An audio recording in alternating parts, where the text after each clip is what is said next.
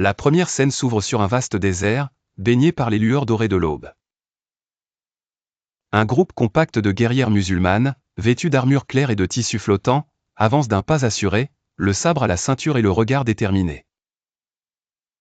À leur tête, Musman, leur commandeur, porte une étoffe rouge symbolisant la bravoure et la responsabilité qui lui incombent. Son visage est grave, mais ses yeux, vifs, scrutent l'horizon à la recherche d'un signe de l'ennemi. La deuxième scène met en lumière la tension avant l'affrontement.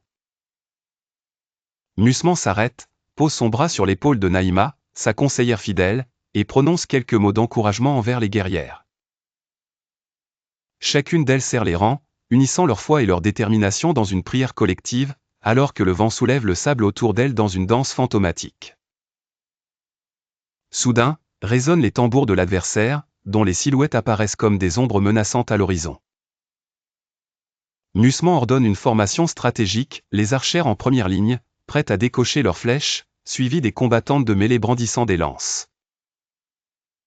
Un souffle de suspense parcourt les rangs, tandis qu'un aigle s'élève dans le ciel, symbole éphémère de la force et de la liberté.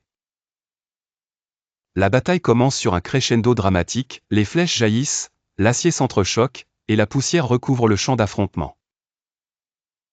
Musman, agile et résolu, se démarque par sa bravoure, guidant ses troupes par des ordres clairs et des gestes précis. Au cœur des combats, une ruse inattendue, Zélia, une jeune guerrière réputée pour sa tactique, simule une retraite, attirant une division ennemie dans une embuscade astucieusement placée derrière des dunes. La scène suivante expose la lutte entre Musman et l'un des commandants adverses. La tension est palpable, les regards se croisent dans un instant figé, chacun mesurant la détermination de l'autre. Musman, malgré une blessure reçue au bras, refuse de céder et réussit à dérouter son adversaire par une feinte élégante, renouvelant l'élan et la confiance de ses guerrières. Alors que le soleil monte au zénith, la victoire semble incertaine. C'est à ce moment qu'un événement providentiel bouleverse le cours de la bataille, une tempête de sable soudaine enveloppe le champ, dissimulant les mouvements des troupes de Musman. Guidées par leur chef, elles glissent dans l'ombre de la tempête, contournant les positions stratégiques et attaquant l'ennemi par surprise. La dernière scène présente la fin du combat, les survivantes récupèrent les blessés, Musman lève son sabre pour appeler au respect des vaincus. Les guerrières se tiennent droites, le visage marqué mais glorieux.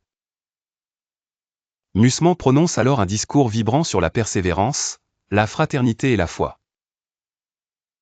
Le récit s'achève sur un plan de l'aigle planant dans le ciel, porteur d'un nouvel espoir pour les guerrières musulmanes.